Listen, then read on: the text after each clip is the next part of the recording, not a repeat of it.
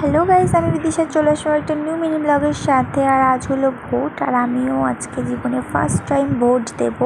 তো এটা নিয়ে তো আমি অনেক অনেক এক্সাইটেড ছিলাম যে আমি ভোট দেব ফার্স্ট টাইম, কীরকম কী হবে।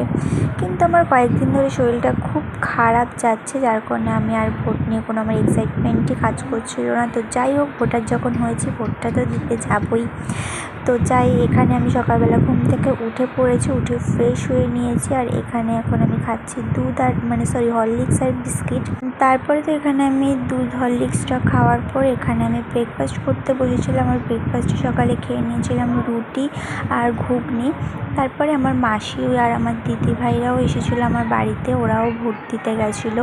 তারপরে এখানে ব্লিঙ্কিট থেকে আমরা আইসক্রিম অর্ডার করেছিলাম, আর সেটাই এখানে আমরা খাচ্ছিলাম সবাই মিলে। এখানে আমার মাসি, মামি, তারপর আমার একটা বান্ধবী, ওরা সবাই এসেছিলো আমাদের বাড়িতে। আর তারপরে তো এখানে আমি রেডি হয়ে নিয়েছি, এখন যাব আমি ভোট দিতে। আর বললামই শরীরটা খুব খারাপ, তো যাই হোক।